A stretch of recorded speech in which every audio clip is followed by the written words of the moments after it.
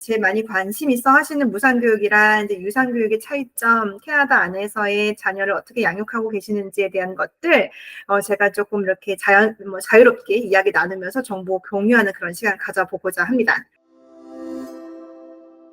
저는 우베니 마리 원장이고요. 오랜만에 제가 이렇게 온라인으로 저희가 세미나를 진행하게 됐어요. 그 전까지는 대면으로 지난달에도 저희가 세미나가 진행됐고, 제가 지난달에는 한국 박람회 참석차 잠깐 한국 갔다 왔기도 했고, 그리고 올 상반기에는 밴쿠버에 계신 분들께서 대면 세미나 많이 요청이 좀 주셔서 저희가 이제 사무실에서 만나 뵙고 많은 분들 만나 뵀는데요. 오늘은 이제 2025년도 9월 학기 혹은 좀 빨리 준비하신다라고 하시면 2025년도 1월, 2월 학기 준비하시는 가정들, 한국에 계신 가정들 대상으로 저희가 한번 세미나 진행해 보려고 합니다.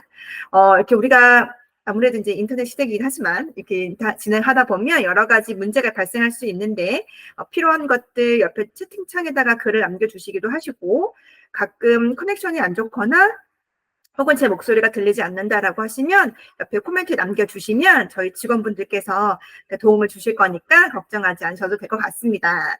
오늘 밴쿠버는 유난히 비가 많이 오네요. 한국도 이제 점점 가을 할 것 같은데요. 밴쿠버는 지금까지 너무 날씨가 좋다가 오늘 내일 조금 폭우주의보가 내릴 정도로 비가 많이 온다고 합니다. 오늘 오전에 저희 조기학 오셔가지고 이제 무상교육으로 오신 가정 오늘 오전에 미팅을 했는데 저보고 어저께까지 날씨가 너무 좋더니 오늘 날씨가 너무 안 좋아요 이렇게 말씀하시더라고요. 근데 많은 분들이 이제 지역 선정을 하실 때 밴쿠버를 제일 많이 생각하시는 것 중에 하나가 날씨가 좋고 거주하시기 조금 편하셔서 많이 선택하시고 있는데요.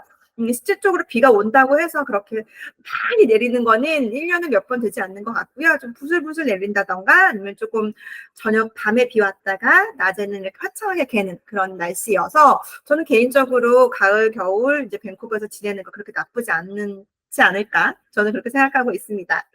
토론토 같은 경우는 겨울에는 너무 눈이 많이 와가지고 정말 밖을 돌아다닐 수 없을 정도로 춥다고 하시거든요. 근데 이제 밴쿠버 같은 경우는 너무나 여름에는 봄, 여름, 가을 너무나 온화하고 건조하고 살기 좋으시고 아름다운 자연 풍경 보실 수 있으시고 겨울에는 비가 조금 오는 편이긴 하지만 아까도 말씀드렸던 것처럼 생활하시기 너무 불편하신 건 아니니까 너무 걱정 안 하셔도 될 것 같습니다. 저희가 많은 분들이 이제 유학원으로 이제 많이 인식을 하고 계시고 이제 카페 활동을 저희가 하고 있기 때문에 이제 유학원이라고 생각을 많이 하시는데요. 저희가 사실은 유학원으로 시작을 했지만 이민, 유학, 조기 유학, 캠프, 단체, 그다음에 비즈니스 세팅도 저희가 지금 도와드리고 있고요. 취업 지원도 저희가 도와드리고 있어요. 그래서 저희 직원분들도 아주 노하우 있게끔 취업 매칭이라든지 취업 일자리 알려드리는 것들, 그다음에 캐나다에서 어떤 것을 하시는 게 좀 더 전망이 좋을 건지 그런 것들에 대한 노하우도 많이 갖고 있기 때문에 향후 캐나다 오시면 초기 정착이나 영주권 혹은 뭐 조기 유학뿐만 아니라 그 이외의 것들도 많이들 도움을 받으실 수 있을 거다 이렇게 말씀드리고 있습니다. 저희가 자랑할 수 있는 것 중에 하나가 저희 가정 통해서 오시는 분들은 가정분들 중에 저희 유학원 통해서 오시는 분들은 랜딩 서비스를 신청하시는 가정들이 많이 있으시거든요. 근데 저희가 무리하게 많은 분들을 랜딩을 받지는 않아요. 왜냐면 1년에 보통 시즌별로 2번 정도이시거든요. 여름에 한 번, 겨울에 한 번. 왜냐면 이제 학기가 9월에 시작을 하고 이제 1, 2월에 시작을 하니까. 근데 저희가 좀 자랑할 수 있는 것 중에 하나가 저희 직원분들이 너무나 노하우가 좋으시고 너무 친절하셔서 렌즈 서비스 만족도가 굉장히 꽤 높은 편이세요. 근데 아무래도 다른 분들 같은 경우는 한국의 유학원을 통해서 오시는 분들은 현지에다가 이제 외주 업체에다가 랜딩을 많이 맡기시는데 저희 같은 경우는 제가 상담해드리고 저희 직원분들이 상담을 해드리고 저희가 그렇게 저희들이 만났고 상담했던 고객들의 그런 필요한 것과 상황들을 다 알기 때문에 그에 맞게끔 저희가 집도 구해드리고 또 그에 맞게끔 지역도 선정해드린다. 네, 그런 면들 저희가 안내를 드릴 수 있고 제가 이제 우리가 세미나 중간에 제가 이제 랜딩 진행해드리면서 지역 선정하시는 것들 아마 그런 것들 제일 많이 궁금해 하실 것 같아서 그런 거 제가 안내 도와드리도록 하겠습니다. 오늘 세미나 내용은 아까도 말씀드렸던 것처럼 키워드는 간단해요. 조기 유학, 그다음에 무상교육, 그다음에 캐나다에 지금 현재 변화하고 있는 정말 실시간으로 변하고 있는 이민 상황, 그다음에 비자의 상황, 그리고 지금 상황이 어떻게 흐르고 있는지 조금 예측을 하기는 너무 섣부르다고 보실 수는 있긴 한데, 제가 개인적으로 봤을 때는 올 봄과 지금 가을이 또 변했고, 그리고 이 동향을 봤을 때 또 변할 것들이 보이거든요. 그래서 그런 부분들을 조심스럽게 제가 말씀을 드리겠습니다. 제가 기억이 나요. 여름 도입할 때, 봄에서 여름으로 넘어갈 때 제가 학생분들 앞에 놓고선 제가 이민 세미나를 한번 해드렸는데, 그때 제가 그 말씀을 드렸던 동향들이 사실은 가을에 많이 반영이 돼서 정책들이 펼쳐졌거든요. 예를 들면 알버타 같은 경우에 AOS가 다시 재기는 될 거지만 그 전과 같이 무분별하게 재개되지는 않을 것이다. 점수제로 진행이 될 것이다. 라고 말씀을 드렸는데, 말 그대로 정말 9월에 변경된 내용들이 그런 형태로 나오고 있어서 제가 드릴 수 있는 거는 뭐 이민국의 마음을 읽었을 때, 혹은 지금 상황의 캐나다의 상황을 봤을 때, 추세를 봤을 때 어떤 식으로 진행이 될지를 조금 말씀을 드리면서 그에 맞게끔 우리가 준비를 하는 게 실수가 적지 않을까. 저는 개인적으로 이렇게 생각해서 이제 한국에 계신 아직 오지 않으신 가정들 대상으로 이러한 시간들을 한번 가져보고자 합니다.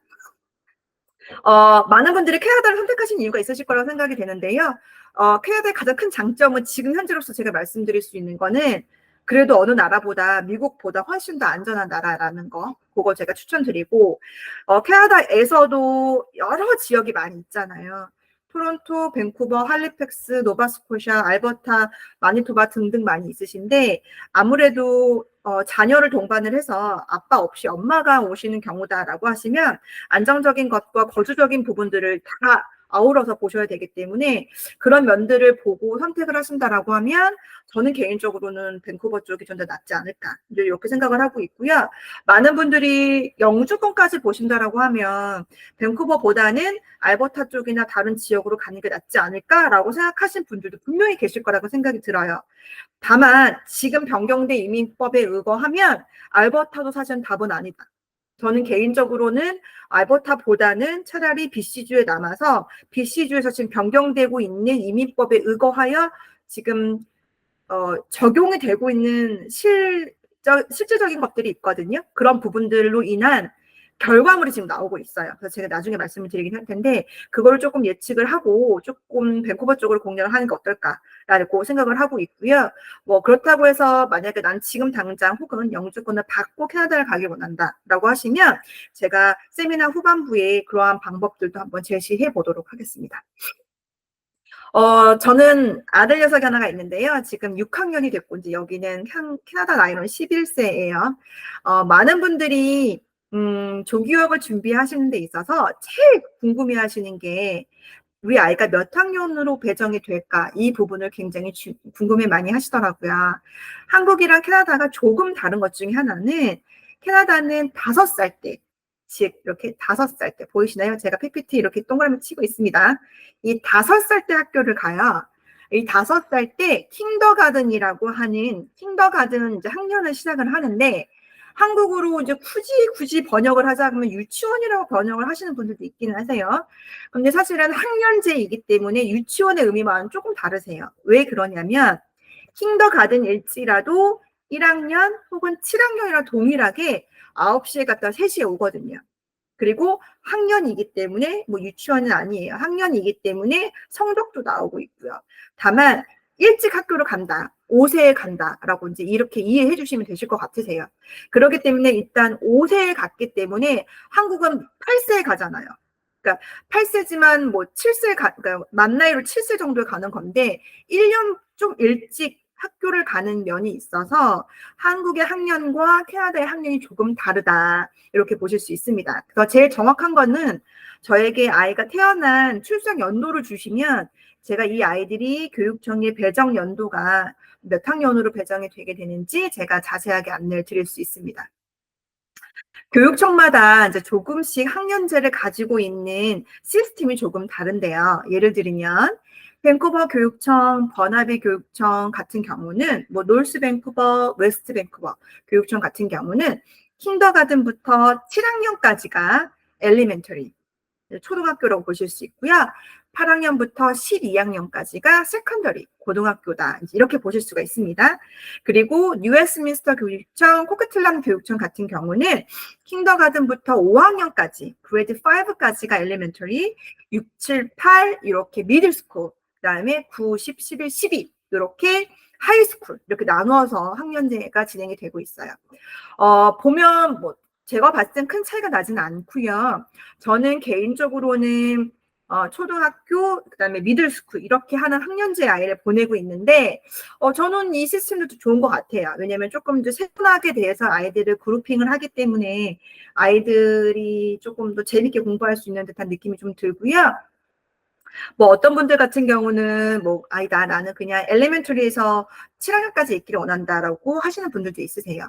예를 들면 만약에 자매나 남매나 형제를 동반해서 오시는 가정들이라면 개인적으로는 저는 조금 이제 엘리멘터리가 7학년까지 있는 곳을 가시라고 말씀드리고 싶어요. 이유가 엄마가 공교롭지 않게 초등학교랑 미들스쿨이랑 왔다 갔다 아이를 드롭하고 픽업하시는 것보다는 차라리 배정 학년이 7학년까지 함께 있는 학교로 아이를 보내신다라고 하시면 조금 수월하게 초반 연도에 있는 아이들을 양육할 수 있지 않을까 이렇게 생각이 들고 있습니다. 그렇기 때문에 그런 경우라면 뭐 버나비 교육청이나 아니면 밴쿠버 교육청 아니면 서리 교육청 이렇게 아니면 랭리 교육청으로 이제 아이들을 이제 배정하시게 된다라고 하시면 만약에 예를 들어서 뭐 5학년 아이랑 7학년 아이다. 2살 터울이니까 그렇게 된다라고 하면 초반 연도에는 함께 초등학교 즉 엘레멘터리에서 아이들을 양육하실 수 있으시고요. 만약에 뭐 그거 상관없다. 우리 아이가 이미 다 컸다. 그래서 나는 큰아이는 혼자 학교 가라고 하고 둘째만 케어해도 된다라고 하시면 뭐 전혀 그런 거와 상관없이 아이들을 이제 배정하실 수 있습니다. 보통 아이들 같은 경우는 보통 학교마다 조금씩 다르시긴 한데 대체적으로는 9시에 갔다가 보통 3시 정도에 아이들이 학교를 마치는 것 같고요. 초등학교는 그렇게 되는 것 같고, 이제 예를 들면 세컨더리 같은 경우는 보통 3시 50분 정도, 3시 반 정도 이렇게 맞춰서 오는 상황입니다. 초등학교 같은 경우는 9시에 수업이 시작이 돼서 한 타임 수업을 하고 간단하게 간식을 먹고요, 아이들이. 그 다음에 두 번째 교시하고 점심 먹고 그 다음에 다음 오후 수업으로 진행이 되는데요. 공부하는 게 뭐 그렇게 양이 많거나 막 어마무시한 그런 한국 같은 그런 열정적인 수업을 가르치기보다는 캐나다 같은 경우는 자기 주도적인 학습법을 이제 선호하고 있는 나라이기 때문에 아이들에게 이제 그렇게 자기 주도적인 수업을 할 수 있게끔 그 교과 과정이 이제 이루어지고 있고요. 제가 굉장히 충격적이었던 것 중에 하나가 초등학교도 그렇고 중학교도 그렇고 교과서가 없어요.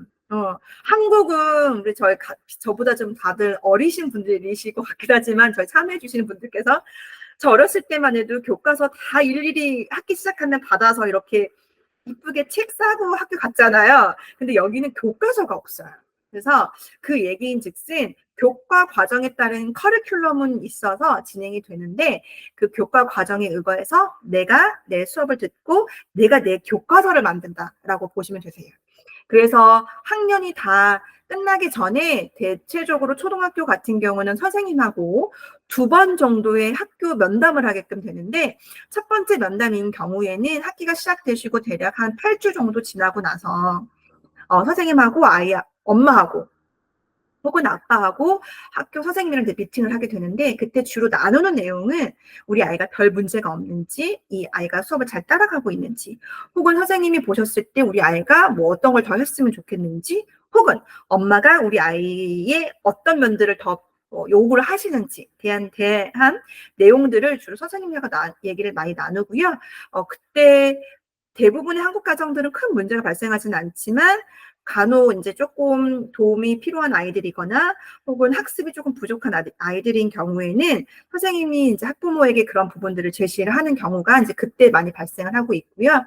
그 미팅을 할 때는 일반적으로는 자녀는 함께 참석하지 않은 형태로 선생님하고 학부모하고만 이제 인터뷰가 진행이 된다라고 보시면 될 것 같고 그 다음번 이제 미팅이 진행이 될 때는 대체적으로 봄방학 들어가기 전에 혹은 겨울방학 끝나고 나서 이제 요때쯤 한 번 더 미팅을 하게 되는데요. 그때는 선생님이 같이 미팅을 하는 게 아니고 three-way conference라고 해서 뭐 말 그대로 선생님, 엄마, 자녀 이렇게 함께 세 명이서 이제 미팅이 주도가 되는데 주로 자녀가 이끄는 그런 미팅이라고 보시면 됩니다. 그래서 이 아이가 엄마하고 선생님 앞에서 나 이런 식으로 공부했어. 나 이렇게 지금 진행하고 있어. 나 이렇게 지금 수업을 교과 과정을 진행을 하고 있어. 라고 약간 엄마가 학교에서 자기가 공부한 내용들을 이제 프레젠테이션 하는 형태로 이제 미팅이 진행이 됩니다. 자, 그렇게 되고, 이제 학기가 6월에 마치게 되는데, 마칠 때는 이제 아이들이 이제 방학이다라고 하면서 가방에 가득 이쁜 쓰레기들을 갖고 올 거예요. 이제 그것들이 바로 1년 동안, 정확히 10개월 동안 우리 자녀가 학교에서 공부한 내용들을 이렇게 부모님한테 이제 가지고 오게끔 되죠. 그걸 보면, 아, 별걸 공부 안 한 것 같았는데 애들이 공부 시켰구나, 이라는 것도 많이들 보게 되고, 이 모든 교육 자재를 선생님이 만들어 주신 게 아니라 우리 아이들 손 하나하나 다 만들어서 그렇게 갖고 오고 있기 때문에 교과서를 정부에서 혹은 나라에서 주정부에서 배포한다라기보다는 결론적으로는 BCG 교육 시스템에 의거하여 우리 아이들이 아주나 멋지게 수업을 잘 따라가고 그에 맞는 교과 과정을 교과서를 결론적인 결과물을 만들어 온다. 이렇게 보실 수 있습니다.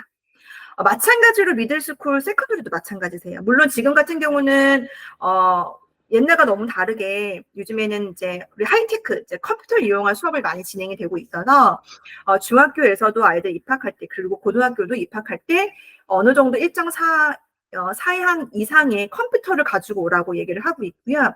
그 컴퓨터는 사실 교육용으로만 진행이 되고 있고 학교 자체에서 아이들의 그 계정을 다 만들어줘서 그 계정 안에서 아이들이 교과 과정도 볼 수가 있고 자기의 프로젝트도 올릴 수가 있고 선생님한테 코멘트 남길 수도 있고 같은 반 아이들끼리 자기가 하고 있는 프로젝트에 대한 쉐어도 할 수 있게끔 그렇게 진행이 되고 있고요. 정말 이제 미들스쿨 같은 경우, 이제 세컨더리 같은 경우는 사실 프린트물보다는 그런 식으로 웹상으로 그리고 컴퓨터 시스템상으로 아이들끼리 공부한 내용들을 업로드를 해서 다 저장이 된다라고 보실 수 있고요. 또 별도로 아이들 같은 경우 이제 아까도 말씀드렸던 별도의 교과서 없이 과목별로 예를 들어 뭐 랭귀지 아트나 매스나 소셜 뭐 사이언스 등등의 그 바인더를 학기 시작할 때 엄마가 공 바인더를 다 사서 준비해 놔야 돼요. 그러면 아이들은 공부를 하면서 그 공 바인더 empty에 아이들의 결과물들을 채워서 수업이 진행된다라고 보시면 됩니다. 캐나다도 시험이 있어요. 없진 않아요. 물론 초등학교 같은 경우는 저는 겪어보니까 초등학교 같은 경우는 그렇게 많은 테스트가 있거나 많은 시험을 보진 않지만 그래도 퀵 테스트나 퀴즈 같은 걸 통해서 아이들 능력을 평가를 하고 있고요. 그리고 미들스쿨, 세컨더리는 당연히 뭐 일주일에 한 번, 뭐 아니면 학교의 스케줄에 맞게끔 영어 테스트라든지 수학 테스트, 그다음에 사이언스 테스트가 진행이 되고 있고 그 테스트에 의거하여 성적이 나온다라고 보시면 됩니다. 제일 중요한 건 이제 성적이잖아요. 우리 아이들 좋은 대학도 가야 되니까. 성적 같은 경우는 지금 현재 초등학교 같은 경우는 4개 정도의 단계로 성적이 나오는데요. 부족함, 그다음에 충족함, 보통이라고 볼 수 있겠죠. 그다음에 잘함, 매우 잘함. 이렇게 4개의 항목으로 해서 성적이 매겨진다고 보시면 될 거고 성적 매겨지는 항목들은 당연히 이제 언어, language arts, 그다음에 수학, 사회, 과학, 체육, 예능 이렇게 예능 같은 경우는 이제 음악이랑 체육이랑 다 겸해서 진행이 된다라고 보시면 되세요. 그래서 항목별로 이제 성적이 나오게끔 되고 성적 같은 경우 캐나다는 1년에 3번 딱 나오세요. 왜냐면 이제 처음 학기 공부하고 크리스마스 되기 전에 한번 나오고 봄방학 한번 되기 전에 나오고 그다음에 마지막으로 파이널로 이제 여름방학 되기 전에 이렇게 성적이 3번 총 나와서 성적표를 받게 되신다라고 하시는데요. 제가 그래도 꽤 이제 아이들의 성적표를 보잖아요. 저희 자녀 것도 보지만 다른 가정들의 성적표를 보면 초등학교인 경우에 매우 잘함을 모든 항목에 받아오는 아이는 그렇게 많지 않으세요. 그래서 혹여나 어머님들이 여기 오셔가지고 우리 아이가 학교를 갔는데 궁금하잖아요. 우리 아이의 성적과 다른 아이의 성적 궁금하지 않겠어요? 근데 제가 보면 보통은 대부분의 아이들은 잘함을 많이 받아오고요. 그 중에서 이제 특출나게 조금 잘하는 친구들 같은 경우는 이제 매우 잘함 이렇게 받아오는 경우가 있는 것 같아요. 근데 모든 항목이 다 외울 사람이라면 아마 선생님이 어머님한테 조심스럽게 너무 공부 잘하고 있으니까 뭔가 스페셜한 케어가 필요할 수도 있습니다라고 얘기해 주실 수도 있을 것 같아요. 자, 초등학교는 이렇게 성적이 되고 있고요. 그다음에 우리가 흔히 얘기하는 이제 입시를 준비해야 되는 우리 고등학교 자녀분들 같은 경우는 이렇게 4개의 단계로만 한다라면 너무 밋밋하겠죠? 네, 당연히 ABC, 즉 이제 그레이드로 이제 성적이 나오고 뿐만 아니라 퍼센테이지로도 성적이 나옵니다. 너무나 중요한 것 중에 하나는 캐나다는 대학을 갈 때 실질적으로는 내신으로만 사실 대학을 간다라고 이해해 주시면 되세요.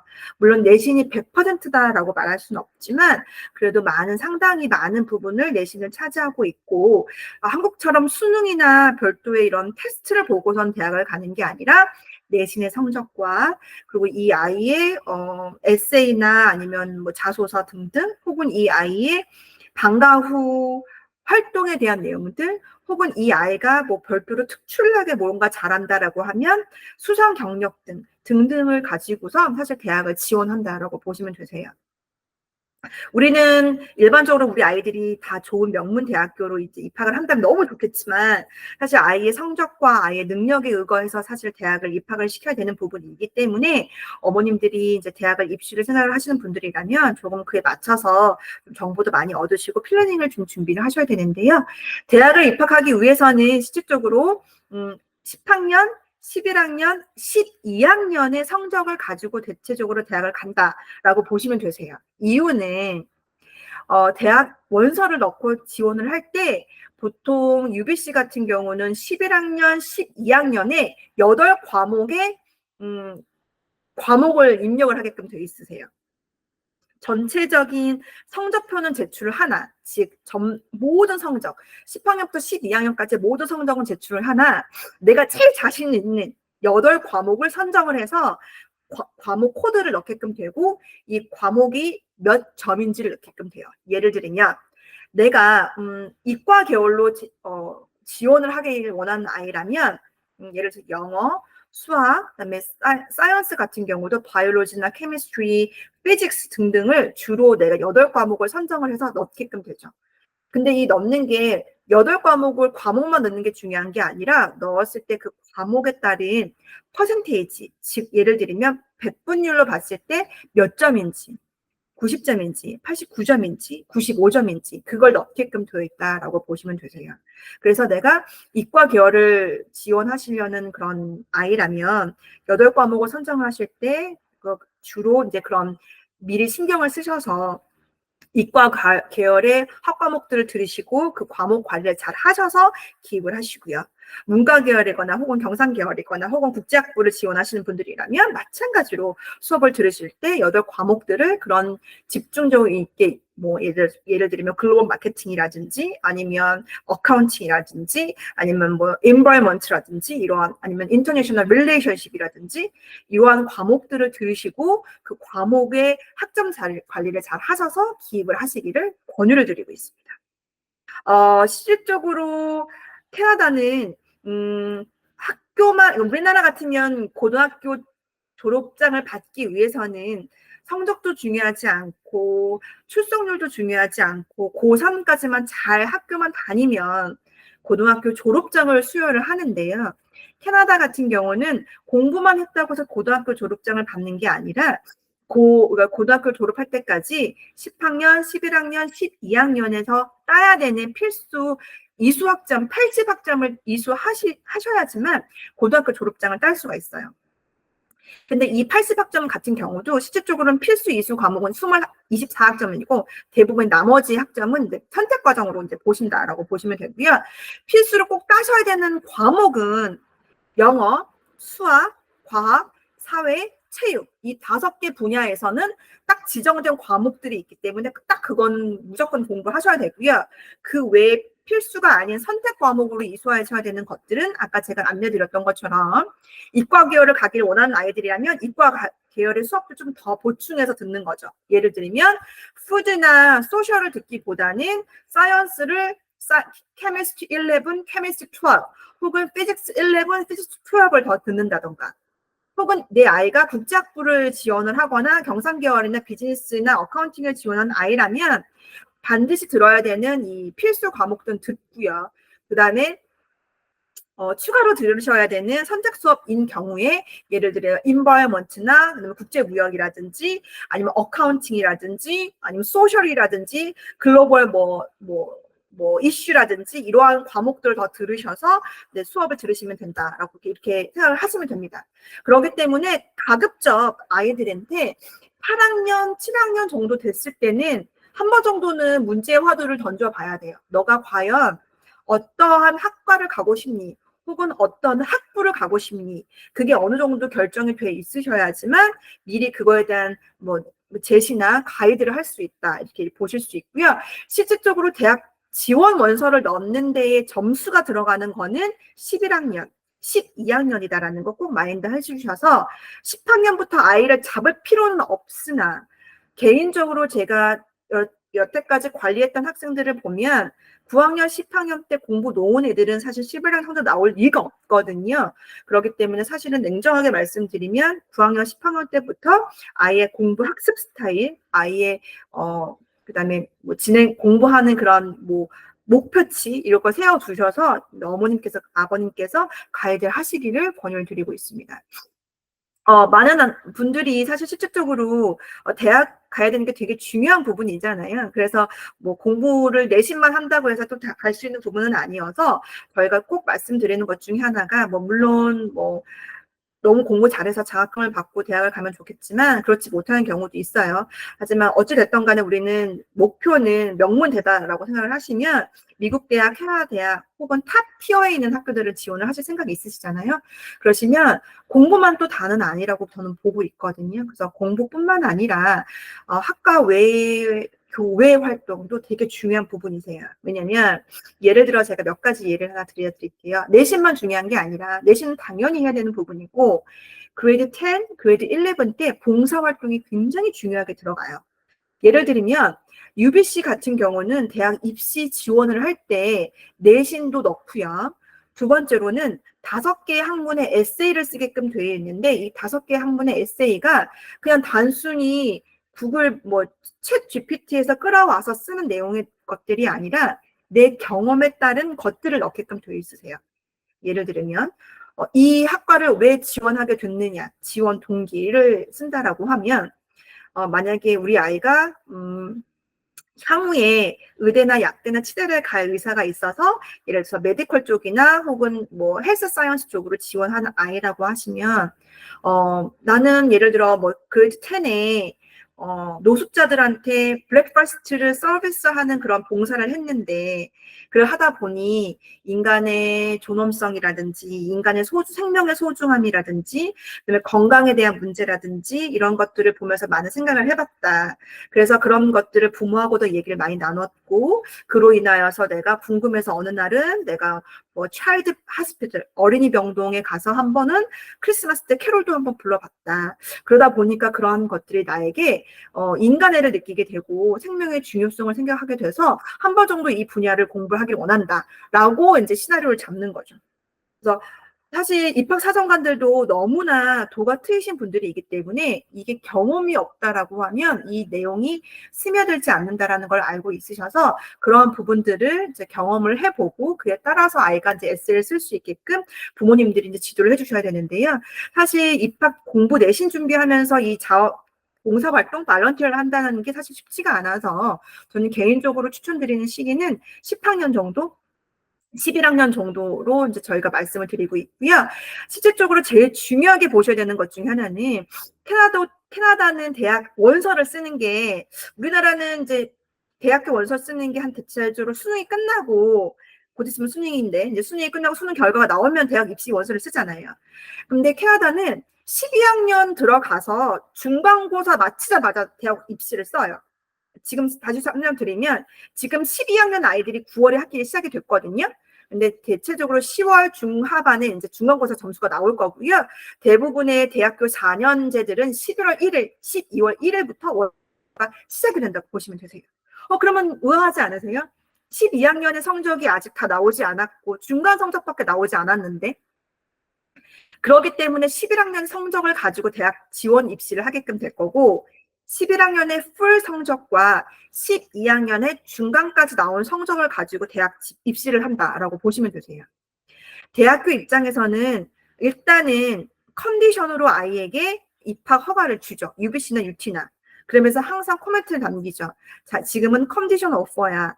나중에 파이널 모든 성적이 다 나왔을 때 다시 한번 리뷰를 할 터인데 만약에 그때 파이널의 성적이 지금 성적과 너무나 차이가 많이 난다라고 하면 너의 어드미션은 캔슬될 수도 있어. 라고 이제 보통 안내를 합니다. 그렇기 때문에 자녀들에게도 당연히 아이들이 실수하고 싶지 않기 때문에 지금까지 잘 이끌어 왔다라고 하면 문제 없이 기말까지 잘 수업을 이끌어 가셔야 된다라는 점 안내를 드리고 있고요. 그래서 많은 분들이 공부 시작한 지 얼마 되지 않는데 벌써 대학 입시를 넣어야 된다라는 부담감이 있기는 한데 어찌됐든 간에 빨리 넣으셔서 이제 오퍼를 미리 받으신다라고 하면 너무 좋을 것 같아요.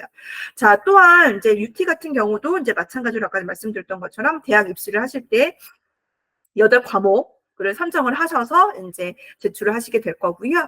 미국 대학으로도 지원 생각하시는 분들도 요즘 많이 있으시거든요. 미국 대학 같은 경우는 무엇보다도 세컨더리 다큐멘트, 즉 예를 들면 수상 성적 혹은 이 아이가 정말 얼마만큼의 발렌터를 했는지 이 아이가 얼마만큼의 사회 인볼브가 됐는지에 대한 부분들을 굉장히 많이 보고 있어요. 그래서 제 하나의 럭키 케이스 하나는 저희 아이가 아니고 제가 이제 저희 학부모 자녀분이신데요. 그 아이 같은 경우는 너무나 기발하게 코인을 발굴했어요. 그 아이가 어떤 상황이었는지 모르겠는데 어머님께서 조심스럽게 말씀하시더라고요. 비트코인을 이 아이가 발굴했다는 거예요. 코인을. 그래서 그걸 가지고 사실 그러니까 고등학교 성적은 제가 봤을 때 89점 정도 됐는데 그 내신 성적이랑 그 코인을 발굴한 그 탤런트를 인정을 받아서 6편에 합격한 케이스가 하나 있고요. 두 번째로 저희 학생 하나 같은 경우 그 학생도 지금 현재 UCLA 쪽으로 입학을 하신 경우인데 그 학생 같은 경우는 어머님께서 매년 여름마다 8학년, 9학년, 10학년 IT라는 나라에 가서 헤비트라고 이렇게 집을 지어드리는 그런 봉사활동을 하셨거든요. 그래서 그런 봉사활동 하셨던 게 히스토리가 잘 쌓여지셔가지고 그걸 가지고 또 대학 입시하신 분들도 있으시고요. 또 저희가 이번에 맥길로 보낸 친구 같은 경우는 국정무역학을 간 친구인데요. 이 학생 같은 경우는 중국에서 살았던 경험, 그다음에 맥길 쪽 토론토 퀘벡에서 살았던 경험, 그리고 밴쿠버로 오셔서는 밴쿠버 교육청에 있는 키칠라너 세컨더리라고 있거든요. 그곳에서 공부했던 경험들을 가지고선 그 국제학부로 이제 국제 릴레이션십, 인터내셔널 릴레이션십 학과에 장학금 받고 입학한 친구가 있어요. 그 친구 같은 경우는 여학생인데 특이하게도 부모님이 오지 않으시고 여자아이만 보내신 케이스이셨어요. 그래서 제가 그 어머님이 이제 아이를 캐나다에 세틀다운 한다고 해서 여름에 오셔서 저랑 이제 미팅을 하시면서 제가 이야기를 나눴는데 저도 이제 자녀가 있는 엄마 입장에서 너무 걱정이 많이 되니까 어떻게 아이만 이렇게 놓고 가시는 거 괜찮으시겠느냐 이제 이렇게 여쭤봤는데 어머님이 너무 아무렇지 않게 혼자서 되게 잘하는 친구라 너무 걱정하지 않습니다라고 하시더라고요. 그래서 어머님 저랑 반대함도 너무 멋지시다라고 생각을 했는데 이 아이 성적표를 저한테 이제 계속 이제 교육청에서 주시니까 제가 성적 관리를 해드려야 돼서 성적을 보는데 너무 놀랍게도 흔히 제가 보지 못하는 월반이죠. 그러니까 10학년인데 11학년 공부를 하고 11학년인데 12학년 수업을 듣고 이미 12학년 때는 들을 게 없어서 아카데믹 수업을 이제 흔히 대학교 수업을 미리 듣는 경우 그리고 모든 학과 점수가 98, 97, 95 이렇게 나오더라고요. 당연히 이제 학교장 추천도 받았고요. 그래서 뭐 이렇게 특출나게 스스로 잘하는 아이들도 있더라고요. 그래서 이런 아이들도 있고 저런 아이들도 있고 이제 우리가 제일 중요한 건 부모님께서 자녀에 대해서 너무 잘 아시기 때문에 그에 맞게끔 이렇게 입시 하시면 된다라고 이제 안내드릴 수 있을 것 같습니다. 저는 개인적으로 이제 입학을 진행을 하시는 데 있어서 제일 중요하신 게 초반 단계에서 어떻게 서류를 준비하셔야 되는지 제일 많이 궁금해 하실 텐데요. 입학서는 사실 그렇게 어렵지는 않으세요. 너무나 간단하다라고 보실 수 있으세요. 내가 지원하는 학교가 공립학교다, 공립교육청이다라고 하면 당연히 영문 성적표, 그다음에 이 아이의 예방접종 어디까지 예방접종을 했는지 많은 분들이 예방접종이 되게 막 시리어스하게 생각하시는데 그걸 했고 안 했고의 여부가 중요한 게 아니에요. 안 했으면 여기서 보고 해줘요. 그러니까 너무 걱정하지 마시고 여태까지 예방접종 한 내용만 가지고 오시면 됩니다.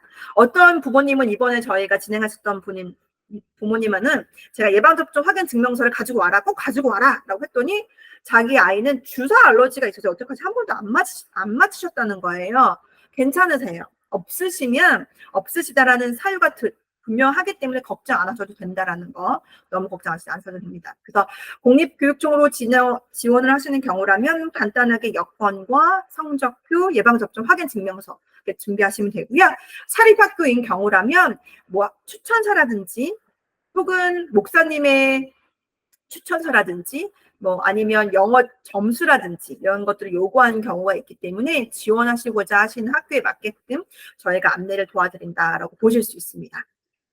사실 국제학생으로 등록하는 경우에 있어서는 9학년, 10학년, 11학년인 경우는 성적이 너무 좋지 않으면 입학이 안 되는 경우도 제가 사실 있었어요. 그렇기 때문에 저희가 미리 국제학생으로 지원하는 경우, 사실 오늘 참석하신 분들은 대부분 무상교육을 문의를 해주셨기 때문에 그런 경우는 아닐 것 같다라고 생각이 들지만 국제학생으로 지원하시는 경우라면 제가 미리 성적을 보고 그런 부분들은 좀 자연스럽게 안내를 드릴 거고요. 무상교육으로 신청하는 경우다라고 하면 사실은 도메스틱으로 등록이 되는 거거든요. 국제학생이 아닌, 즉 제가 이제 캐나다 엄마잖아요. 저처럼 같은 컨디션으로 지원이 되는 거라 다 배정을 해줘요. 성적이 아무리 안 좋아도. 그러니까 그거는 걱정 안 하셔도 되세요. 그래서 저 하나 우회적인 방법 중에 하나는 너무 성적이 안 좋은 친구 같은 경우가 이 학생이 국제학생으로 등록이 되지 않아서 제가 어머님 캐나다 오시고 정착하는 걸 도와드릴 터이니 국제학생으로 등록하지 마시고 학비 절감도 하실 수 있으시니 무상교육으로 어머님 공부하시는 걸로 우회적으로 해서 등록을 합시다. 그러시면 자녀분들 문제 없이 교육청 성적과 상관없이 배정이 되니까 너무 걱정하지 마세요. 라고 해서 제가 우회적으로 이렇게 변경해드린 경우도 있었다. 이렇게 안내 드릴 수가 있습니다. 일반적으로 요즘에 트렌드 자체는 뭐 유상교육이냐 무상교육이냐 이렇게 많이 보고 계시는데요. 냉정하게 말씀드리면 동반 자녀가 하나이신 경우라면 유상이든 무상이든 저는 큰 차이는 있지 않다. 다만 그 유상, 즉 국제학생으로 등록할 경우에 우리 아이가 보낼 수 있는 학교와 보내지 못하는 학교는 차이는 분명히 있다. 그렇기 때문에 굳이 장점을 따진다라고 하면 무상으로 하는 게 맞다. 하나일지라도. 왜냐? 하나인 경우라면 조건 없이 어디든 보낼 수 있으니까. 두 번째로 자녀가 둘 이상이다라고 하면 사실 냉정하게는 유상보다는 무상이 맞다. 왜냐하면 금전적인 부분에 굉장히 많은 세이브를 하실 수 있는 건 사실입니다. 예를 들면 우리가 조기 유학으로 자녀 한 명을 1년치, 즉 우리가 캐나다는 9월부터 9, 10, 11, 12, 1, 2, 3, 4, 5, 6, 10개월을 공부를 하거든요. 7월, 8월은 여름방학이니까요. 그래서 10개월의 학비를 납부하게 될 텐데 국제학생으로 등록하는 경우라면 공립교육청인 경우에 대략 학비가 요즘에 17,000불 정도다라고 이해해 주시면 될 것 같아요. 근데 만약에 자녀가 한 명인 경우보다 만약에 두 명인 경우면 대략 35,000불 정도 되잖아요. 그러면 가격을 따졌을 때 우리 엄마들 같은 경우 엄마가 공부하시는 케이스로 준비를 하시면 저희가 계산을 해봤을 때 1년에 대략 한 13,000불 정도대로 학비가 소요가 되거든요. 그렇기 때문에 13,000불을 내고 35,000불을 이제 세이브 하실 수 있는 가장 큰 장점도 되고요. 두 번째로는 아무래도 어머님이 공부하시는 과정으로 하신다라고 하면 단순히 아이를 유학을 시키는 케이스보다는 미래 발전성이 좀 더 있죠. 왜냐면 아이들 유학만 시키는 집들은 그냥 아이들 유학만 시키는 거고 나는 아무것도 하는 게 아니기 때문에 나중에 2년, 3년 차 정도 되면 어머님들이 많이 아쉬워하세요. 그때 조금 미리 무상교육이라는 것도 있어서 학비도 좀 절감을 해보고 나도 무언가를 해볼 거라는 그런 아쉬움이 조금 남으신데요. 사실 미리 처음부터 이렇게 무상교육으로 준비를 하신다라고 하시면 학비도 절감하실 수 있으시고 천천히 준비하셔서 내가 영주권에 대한 부분들을 미리 준비하실 수 있지 않을까. 너무 영주권을 지금 당장에 해야 된다라고 하면 좀 욕심이지 않을까 생각이 드는데 미리 영어도 공부하시고 대학이라는 것도 가시고 혹은 내가 영어 공부하시면서 직업학교를 가시고 그리고 그 직업학교에서 공부했던 것들이 나에게 추후에 영주권까지 다시 이렇게 줄 수 있는 브릿지 역할이 된다라고 하면 저는 굉장히 나쁘지 않고 좋지 않을까 이렇게 생각이 들고 있습니다. 의외로 저는 개인적으로는 교육청 학비는 그렇게 많이 오르지는 않은 편이어서 이렇게 막 체감상 이렇게 막 어마무시하게 사실 오르지는 않았거든요. 그리고 학비도 마찬가지세요. 매년 학비가 조금씩 오르고 있긴 하지만 일반적인 그런 대학교 학비라든지 어학 원의 학비들이 그렇게 많이 큰 폭으로 오르고 있지는 않기 때문에 제가 봤을 때는 그렇게 부담스럽지 않은 가격이지 않을까 현재로서는 그렇게 보고 있습니다.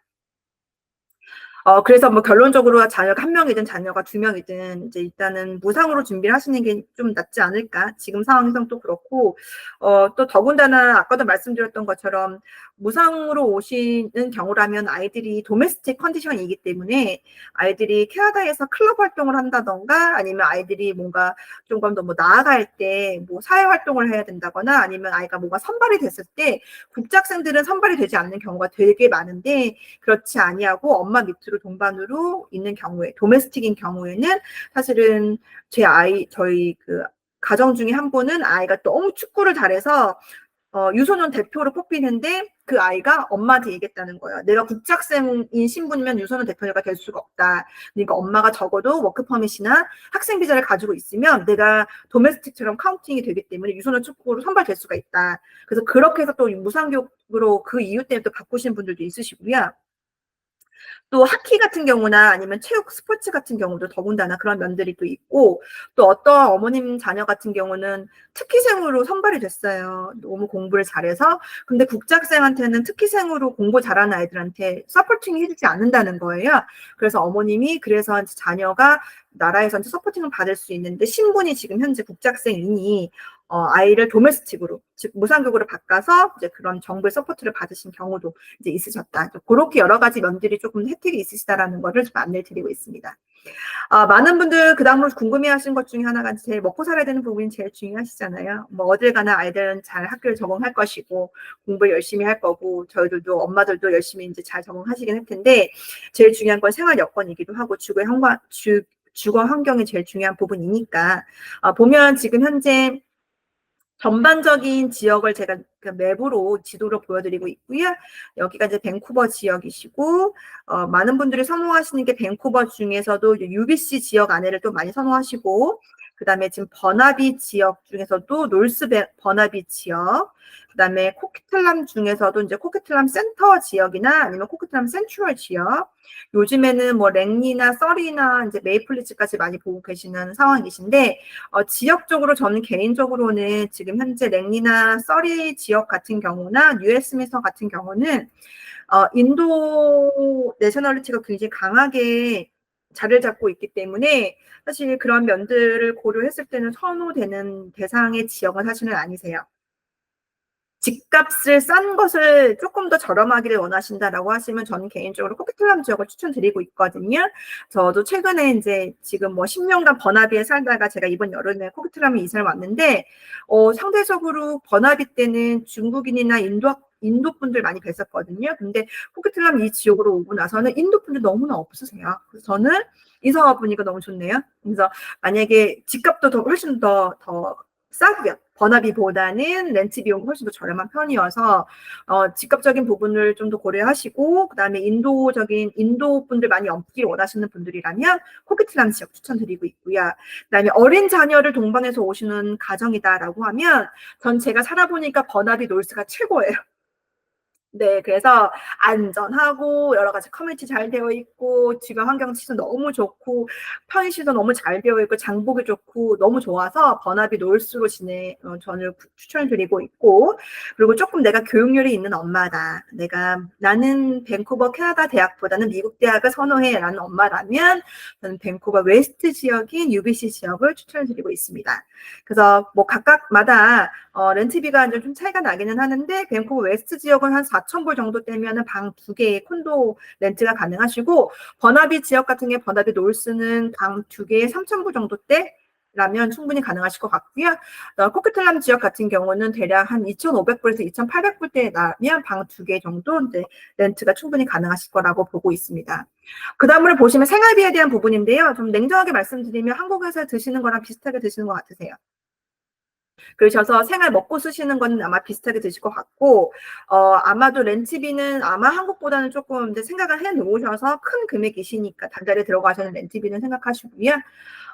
자동차 같은 경우는 중고차 이제 구입하셔서 이제 쓰시면 될 것 같고, 제일 안 들어가는 것 중에 하나가 과외 비용. 아이들 별도로 보습학원이나 튜터나 수학 영어나 뭐 수학이나 등등의 학원비를 보내지 않으셔도 되는 부분이기 때문에 그거에 대한 별도의 이제 비용들은 들어가지 않는다. 이제 볼 수 있고요. 그래도 소소하게 여기 뭘 보내긴 해야 되잖아요. 그렇다 하더라도 이 비용이 정말 비싸진 않으세요.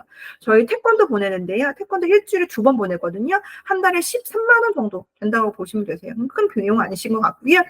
수영자도 마찬가지예요. 10번 끊어서 가는 거 한 달에 10번 끊어서 가는 거 패키지로 한 180불 정도. 진짜 갈 때마다 한 10,000원씩 정도 낸다라고 보시면 되는 거여서 큰 금액 아니라고 저는 말씀드리고 있습니다. 많은 돈 들어가지 않아도 돼요. 자, 우선은 진행하시는 절차 조금 말씀을 드릴게요. 내가 유상교육, 즉 국제학생을 등록하시는 경우와 무상교육으로 등록하시는 경우의 절차가 조금 다르세요. 국제학생을 등록하시는 경우라면 2025년도 9월 학기 등록은 지금 준비해 주셔야 됩니다. 그래서 지금 교육청을 선택을 하시고 그 교육청을 선택하신 학교에서 이제 등록 진행하시고 학비 납부하시고 입학 허가서를 받으셔서 비자를 받으시게 될 거고, 비자 받으실 때는 자녀의 학생 비자를 받으시게 될 거고요. 엄마는 동반 비자를 받으시게 될 겁니다. 그러고 난 다음에 비자 수속하고, 그 다음에 언제 오실지 항공편 끊으시고, 오시는 날짜에 맞춰서 집 결정하시고, 집을 좀 렌팅을 준비하시고, 캐나다 입국하신 다음에 이제 오리엔테이션 하시고, 등록된 학교에 시작을 하시면 되고요. 무상교육 같은 경우는 먼저 아이의 학교를 등록하시는 게 아니고요. 엄마나 아빠가 공부하시는 학교나 프로그램을 등록을 하시게 될 거고, 그에 맞게끔 저희가 부모님 등록하신 분의 비자를 접수를 하게 될 건데요. 마찬가지로 자녀의 비자가 아닌 엄마의 비자를 접수하시게 될 거고, 당연히 같이 동반하신 자녀들은 입국하실 때 동반 비자를 받으신다고 보시면 될 것 같고요. 비자가 승인되시면 마찬가지로 거주지 확정하셔서 언제쯤 오실지 그에 맞춰서 랜딩을 준비를 하시고 캐나다 입국하시고 난 다음에 그다음에 교육청에다가 엄마 공부하고 있는 거, 아빠 공부하고 있는 거, 거주지에 대한 것들을 제출하시고 그 집 거주지에 가장 가까운 곳으로 아이가 교육청 배정을 받으신다라고 보시면 되세요. 그래서 유상교육 국제학생은 먼저 아이의 교육청이 확정이 되지만 무상교육은 캐나다 입국 후에 자녀의 교육청 배정이 된다라고 보시면 되세요. 많은 분들이 걱정하시는 것 중에 하나가 나는 집 근처 뭐 어디란 학교에 배정되길 원해서 준비해서 왔는데 너무나 인기가 많아가지고 그 학교 배정되지 않는 경우가 있을까요라고 하시는 분들이 있는데요. 해보니까 제가 했던 케이스들 중에 제가 다 99% 원하시는 생각하셨던 학교로 다 배정이 되셨어요. 2% 정도는 98%는 2% 정도는 처음에 자리가 없으셔서 우선 다른 학교 배정되셨다가 자리가 나서 웨이팅을 바꾸신 경우가 있으셨거든요. 그래서 다 원하시는 학교에 다 배정을 되시는데요. 학기 중간에 오시는 경우라면 이런 변수가 좀 생기실 수 있고요. 아까 제가 말씀드렸던 건 학기 시작하기 전에만 입국 준비를 하신다라고 하시면, 즉 7월, 8월 정도에만 입국 준비를 하신다라고 하시면 거의 문제 없이 원하시는 학교에 다 배정이 되신다라고 보실 수 있으실 것 같습니다. 그 다음으로 저희가 이제 이야기 나눠야 되는 것 중에 하나가 제일 많이 궁금해 하실 거예요. 지금 현재 캐나다 너무 말도 많고 여러 가지 내용들 막 쏟아져 나오고 있잖아요. 내용들 조금 정리를 해드리고, 그리고 지금 상황들이 어떻게 진행이 되고 있고, 왜 이러한 규제가 필요했는지를 좀 말씀드리도록 하겠습니다. 2024년도 올 3월에 갑작스럽게 이민국이 발표를 했죠. 너무나 많은 국제학생들이 있어. 그래서 그 국제학생들로 인해서 집값이 막 오르고 있어. 그렇기 때문에 좀 국제학생 수를 조절을 할 거야 라는 발표가 있었지요. 네, 그게 바로 캡 제한입니다. 그래서 전년도 학생 비자 승인율에 비해 35%를 줄이겠다. 이제 이렇게 발표가 됐고요. 3월이란 시점으로부터 지금 10월이니까 대략 6개월이 넘은 지금 이 시점에서 제가 느끼는 거는 줄은 건 줄었던 것 같아요. 왜냐면 비자 리젝률이 있었다는 얘기도 들었고移民부도 발표를 했고 학생 비자 승인율도 확실히 줄었다라고 말씀을 하시고 있고요. 다만 조심스럽게 예측하실 수 있는 것 중에 하나는 제가 봤을 때 한국 분들이 거절률은 많지 않지 않았을까라는 생각이 조금 듭니다. 아마도 서로 드러내고 얘기하고 있지 않지만 캐나다 정부도 예상을 하고 있고 조심스러워하는 그런 특정한 나라의 내셔널리티를 좀 줄이지 않았을까라는 생각이 들고 있고요. 다만 어찌됐든 간에 부담으로 작용하고 있는 건 사실입니다. 그래서 이 캡도 줄었고 학생 비자를 신청할 때는 예전에는 없어도 됐었던 팔이라는 거. 이 팔레터도 도입이 됐기 때문에 이 팔레터도 같이 받아서 이제 비자를 접수해야 되는 상황이라 약간은 비자 접수하는 입장에서는 예전에는 학생들이 조금 더 이제 갑이었다면 이제 이 팔레터를 주는 학교가 좀 더 갑인 느낌? 느낌적인 아닌 느낌, 이런 느낌. 팔이 있어요, 없어요, 받을 수 있을까요, 없을까요? 라는 이런 질문을 해야 되는 이런 상황이 지금 도래하고 있다. 그래서 이 학생 비자의 이 중요성이 좀 점점 강화가 되고 있고요. 사실은 이 팔도 지금 하나 변경이 됐어요. 예전 3월 같은 경우에는 초등학교나 뭐 MBA나 아니면 닥터 프로그램이나 이런 거 같은 경우는 이제 팔이 필요 없었다라고 했는데 이제는 기존의 이제 어학연수 대학교 및 마스터 코र्스 박사도 이제 팔은 필요하다. 이렇게 지금 변경이 됐기 때문에 대체적으로 지금 유학 준비하고 계시는 모든 분들은 아마 팔은 필요하신 상황이다. 이렇게 볼 수 있을 것 같고요. 올 초반에도 이제 학교들이 각각 이 팔을 개수가 제한이 돼 있어요. 학교들마다 갖고 있는 팔의 개수가 어떤 학교는 100개, 어떤 학교는 뭐 2000개, 어떤 학교는 뭐 30개 이렇게 제한이 되어 있기 때문에 이 팔 하나하나가 너무 소중한 거예요. 그래서 이 하나하나 이 팔 넘버를 제안을 하고 되게 이제 신중하게 학생들한테 제공을 하고 있는 상황이다라고 말씀을 드리고 있고요. 그런 이유 중에 하나가 이제 아마도 지금 영주권에 대한 부분은 좀 볼 수밖에 없을 것 같은데 지금 코로나 이후 영주권의 점수가 상당히 높아지고 있고요.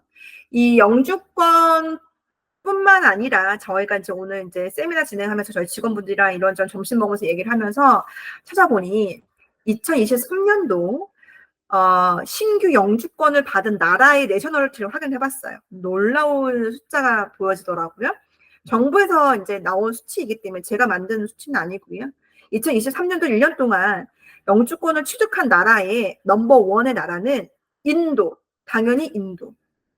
몇 명이 영주권을 취득을 했냐? 1년에 13만 명.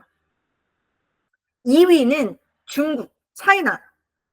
인도가 13만 명인데 중국은 몇 명이었을까요? 3만 명. 즉 1위와 2위의 차이가 몇 배입니까? 뭐 6배, 63 아니죠? 4배 정도 차이가 난다고 보시면 되세요. 자, 그에 비하면 궁금하지 않으세요? 과연 작년 연도에 한국인들은 영주권을 몇 명이나 받았을까? 인도가 13만 명을 받았고 중국이 3만 명을 받았는데 한국은 5,200명이더라고요.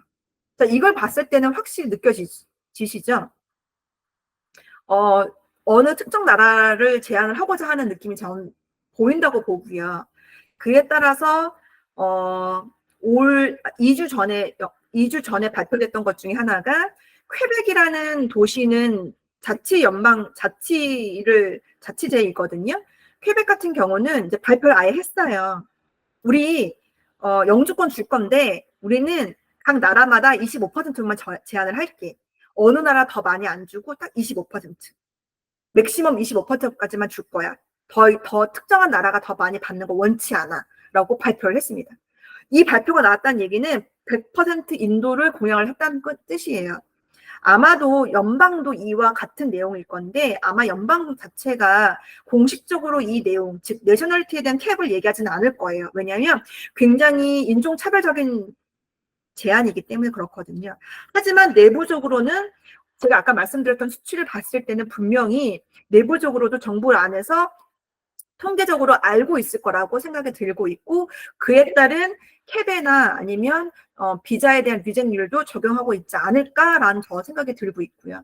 또한 그에 따라서 제가 다른 학교들의 관계자분들에게 학생 비자의 승인율이나 내셔널리티에 따른 승인율을 물어봤을 때 실질적으로 한국 분들의 거절률은 그렇게 많지는 않은데 인도나 필리핀이나 이렇게 특정 국가에 대한 거절률은 조금 많이 보여지고 있다라고 이렇게 보여질 수가 있습니다. 또한 최근에 이제 많은 분들한테 이제 이슈가 되고 있는 것 중에 하나가 몇 가지 이제 프로그램 중에 졸업 후 워크 퍼밋 이전 같은 경우는 많은 분들이 나 무상교육을 할 거면 무조건 ESL 공부했다가 대학을 가야지. 왜냐면 대학을 가야지만 졸업 후 워크 퍼밋이 나오니까. 라고 약간의 불문율처럼 이렇게 많이들 말씀하셨는데요. 지금 현재로서는 이민부에서 정확하게 말을 하기로는 석박사, 그러니까 학사, 석사, 박사인 경우에는 문제 없이 영어 점수 4년제인 경우에는 이제 실비 7, 그다음에 컬리지인 경우에 실비 5구, 석사, 학사, 박사인 경우에는 이제 문제 없이 졸업 후 워크퍼밋 줄 거다. 다만 학사, 석사, 박사가 아닌 경우는 캐나다 정부가 원하는 학업군에만 공부한 분들에게만 졸업 후 워크퍼밋을 주겠다. 이렇게 딱 명시를 했어요. 그 원하는 특정 학업이 바로 우리 흔히 얘기하는 농업, 의료, 과학, 기술, 스템, 기술, 교통 이 분야에 공부한 분들만 2년 이상 공부하신 분, 2년제이신 경우는 졸업 후 워크퍼밋 받을 수 있다. 4년제는 상관없으시고요. 그렇게 지금 규정이 변경이 됐고요. 그렇기 때문에 실질적으로 많은 분들이 생각하고 있는 공부하고 영어 공부하고 대학을 가는 게 모든 게 다 적용을 되고 있지는 않으시죠. 여기서 지금 가장 크게 문제가 되고 있는 것 중에 하나가 유아교육인데요. 많은 분들이 안정성을 고려를 하셔서 영어 공부하시고 유아교육으로 공립을 가려고 했는데 유아교육을 가셔도 대학을 졸업하고 나서 졸업 후 워크퍼밋이 안 된다는 게 가장 큰 단점으로 지금 두각이 되고 있으세요. 그렇기 때문에 지금 저희들이 안내 드리는 거는 굳이 유아교육을 공립을 갈 필요는 없다. 졸업 후 워크퍼밋도 안 되고 굳이 비싼 돈 낼 필요 없이 사립으로 공부하시는 것도 하나의 방법이 될 수 있다. 이렇게 안내를 드리고 있습니다. 또한 이제 LMI 같은 경우도 지금 변경 사항이 있었습니다. 근데 이 LMI는 사실은 어찌 보면 잘 이해해 보면 그렇게 나쁘지만은 또 않지만 우리가 이걸 보고서 이제 공략을 해야 되는 게 이제 많이 생기죠. 즉 로우 인컴은 이제 더 이상 LMI가 진행이 안 된다.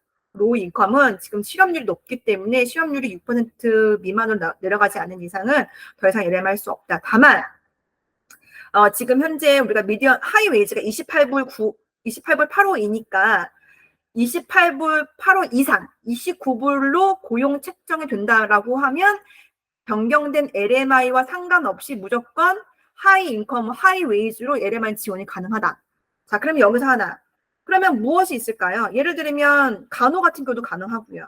예를 들어 DA 같은 경우도 29불을 받아오시기 때문에 전혀 지금 변경된 거와 상관없이 LMI를 받으실 수 있다. 이렇게 이해하실 수 있으시고 기존에 있었던 예를 들어 뭐 레스토랑, 서버, 비즈니스 어드미니스트레이티브 이런 것들은 지금 현재로서는 LMI를 받을 수가 없다라는 거. 그 점이 가장 큰 차이다라고 보실 수 있으셔서 결론적으로 그러니까 29불 이상 받으실 수 있는 포지션들은 영주권까지 자연스럽게 가실 수 있는 포지션이거든요. 뭐 메디컬 랩이라든지 파마시라든지 아니면 RMT라든지 침술이라든지 아까도 말씀드렸던 것처럼 DA라든지 유아교육이라든지 이런 것들은 자연스럽게 영주권으로 가시고 29불을 받으실 수 있는 거이기 때문에 우리가 실질적으로 그 전에 진행했던 뭐 식당에서 일을 해서 영주권 받는 방법 이게 이제 더 이상 안 되는 거고 이제는 더 이상 식당을 통해서 LMI도 받을 수는 없다. 이제 그렇게 이해해 주시면 될 것 같습니다. 마찬가지로 배우자 같은 경우는 이제 뭐 예전 같은 경우는 대학교만 가셔도 배우자에게 오픈 워크 퍼밋을 줄 수 있었지만 이제는 석박사 이상만 이수하셔야지만 배우자한테 이제 오픈 워크 퍼밋을 줄 수 있다라는 점도 안내를 드리고 있습니다. 그 다음으로 얘기 나누고자 하는 것 중에 하나는 그러면 자 알겠다. 내가 결론적으로 아이를 데리고 와서 여기서 유학도 하고 거주를 할 건데 그럼 향후에 그냥 이렇게만 내내 있을 수는 없으니 어떻게 해야지 영주권을 좀 더 가깝게 갈 수 있을까라고 보신다라고 하면 아직까지 저는 그래도 전망은 유아교육과 보건 쪽이에요. 그거는 확실한 것 같으세요. 어찌됐든 간에 지금 유아교육 같은 경우는 정말 선생님이 많이 부족하고요. 아까도 말씀드렸던 것처럼 지금 29불, 지금 23불 보통 이제 좀 경력이 있으신 분들 같은 경우는 23불에 고용 계약 되시고 라이센스가 인펀 토들러 영유아까지 있으신 분들이 23불, 25불에도 다 고용 계약이 체결이 되시거든요. 거기에 정부 보조금 6불까지 합산이 되시면 충분히 29불을 넘는 상황이시기 때문에 LMI 받는 거 전혀 문제 없으시다. 자, 그러면 방법은 유아교육 같은 경우는 공립학교 갈 필요 없죠. 사립학교 가셔서 유아교육 공부하시고 코업 비자 기간 동안에 잡업허 받으셔서 LMI 받으시는 하나의 방법일 수도 있다라고 말씀을 드리고 있고요. 다만 지금 현재 더군다나 BC주 같은 경우는 다른 타주와 달리 제가 다음 슬라이드에 말씀을 드리긴 하겠지만 BC 주정부 영주권 프로그램이 별도로 운영이 되고 있잖아요. 그 별도로 운영되고 있는 그 영주권 프로그램 중에 유아교육이 있거든요. 그래서 그 유아교육을 공략을 하셔라. 왜 공략하셔야 되는지는 제가 다음에 이제 차트를 보여드리면서 말씀드리도록 하겠습니다. 그 다음은 당연히 이제 헬스케어이죠. 헬스케어인 것 같은 경우도 지금 현재 조금 점수가 높긴 하지만 그래도 DA, RMT, 침술, HCA 등등 여러 가지의 방법들이 있고 충분히 웨이즈도 29불을 넘고 있는 상황이기 때문에 우리가 이제 헬스케어도 안정적으로 보실 수 있다라고 보실 수 있습니다. 아마도 영주권에 대해서 조금 알아보신 분들 같은 경우는 이제 저희가 이제 영주권은 크게 몇 개의 카테고리가 있는데요. 대체적으로 많은 분들이 이제 알고 계신 게 연방정부에서 진행되고 있는 익스프레스 엔트리 이제 프로그램이신데 이 안에서 경험 이민, 캐나다에서 1년의 경험을 쌓고 영주권 신청하시는 프로그램들은 이제 많이 익숙해 하실 거예요. 익스프레스 엔트리 연방정부 프로그램은 총 1200점 만점이세요. 1200점 만점.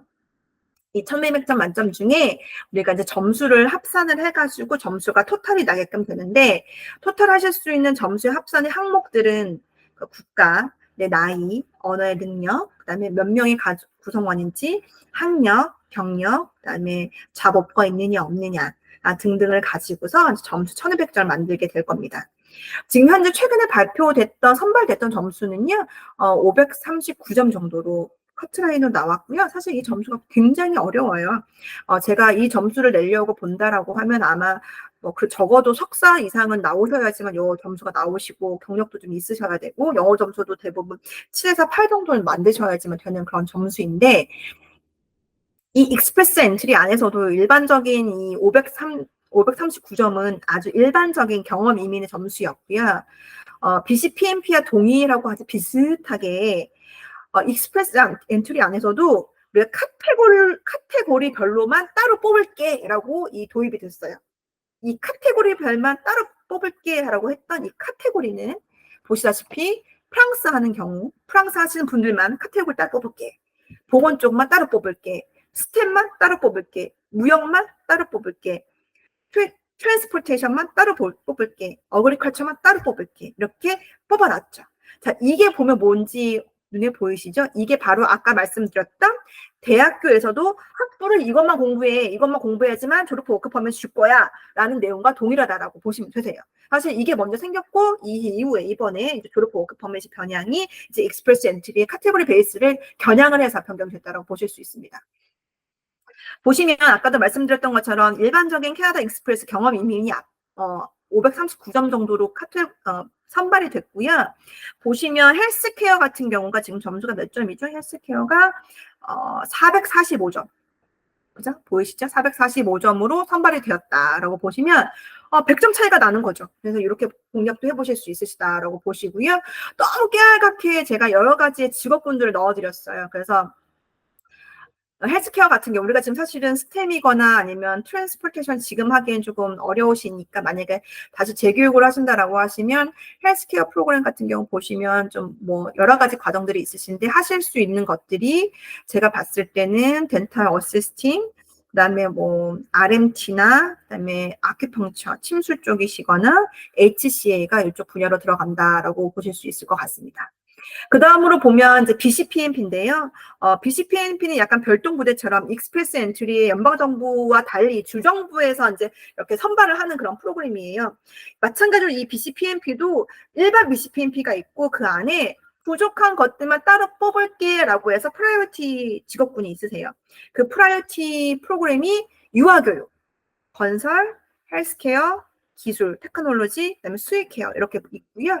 그 중에 이제 보시면 이제 유독 눈에 띄는 게 이 BCPMP는 총 200점 만점인데 이 200점 만점에서 일반적으로 지금 뽑히고 있는 점수가 120점 이상이잖아요. 너무 높죠. 사실 막 어마무시한 점수에 200점 만점에 사실 이게 적어도 1년 전만 해도 이 점수 아니었거든요. 1년 전만 해도 99점, 100점 정도였어요. 일반도. 근데 지금 이게 120점까지 올랐고요. 헬스케어 죄송해요. 차일드케어 같은 경우는 올해 2024년 1월, 2월만 해도 60점이었어요. 근데 이게 60점이 갑작스럽게 5점씩 매 2주마다 한 번씩 오르더니 95점까지 올랐었어요. 그때만 해도 많은 분들이 야, 이제 유아교육도 망했어. 이거 안 되나 봐.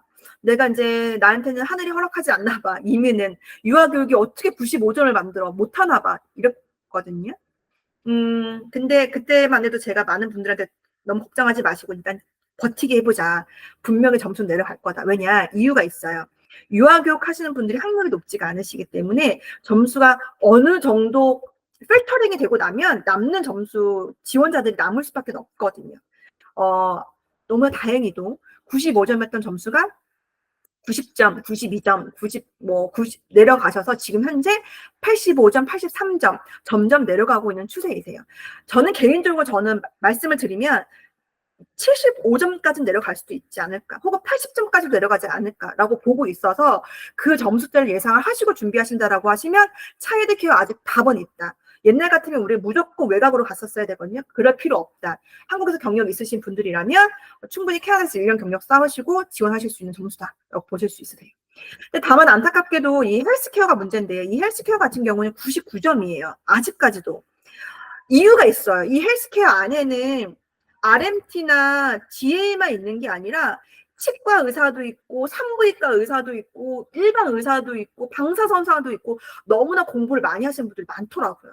그러다 보니까 이 학력 점수가 자체가 유아교육이랑 달라서, 유아교육은 사실은 전문대이신 분들도 많거든요. 고등학교 졸업하신 분들도 많고요. 시작 자체가 너무 다르다. 지원자들의 학력 자체가 너무 다르다 보니까 점수가 쉽게 내려가지 않는 면이 조금은 있어 보인다. 다만 이게 또 좀 내려가지 않을까라고 이제 바라고 있다라고 하지만 제가 봤을 땐 답은 그래도 유아교육이나 헬스 쪽이 아닐까 이제 이렇게 생각하고 있습니다.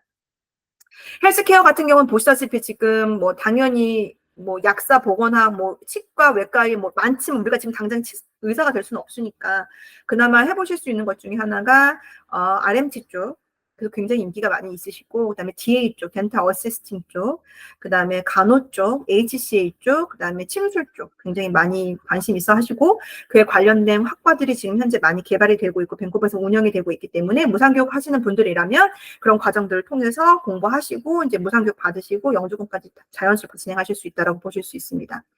그 다음에 요즘에 너무나 많이들 핫하죠. 저도 이제 2025년도 1월의 내용들 좀 보긴 해야 될 텐데, 지금 현재 연방정부 및 BCPNP 말고도 파일로트라고 해서 임시적으로 진행이 됐던 우리가 프로그램 중에 이제 차일드 케어, 그러니까 정확하게는 케어기버 프로그램이었죠. 이 케어기버 프로그램이 재편성이 되면서 이름은 홈 차일드 케어 프로바이더 프로그램, 홈 서포트 워커 이렇게 두 개로 이렇게 나와 있고요. 정확하게 표현해드리면 내니 프로그램이랑 병간호인 프로그램이에요. 내니는 집에 어린아이가 있는 경우에 내가 왔다 갔다 하면서 아이들 봐주는 그런 포지션. 두 번째로는 집에 노인이 계셔서 노인을 봐주는 포지션. 요게 두 가지로 좀 진행이 되고 있고요. 예전에는 이게 경력이 2년이 있으셔야 되는데 이게 1년으로 줄었고, 최근에는 이 프로그램이 재정비 되기 전에 6개월만 일해도 된다라고 획기적으로 이제 기회월 수가 줄어들었고요. 두 번째로는 영어 점수도 예전에는 CLB 5였는데 이제 CLB 4만 있어도 된다. 이제 이렇게 얘기가 나오고 있어서 많은 분들이 이거 너무나 이제 진입장벽이 낮다, 해볼만 하다라고 생각을 하고 계시거든요.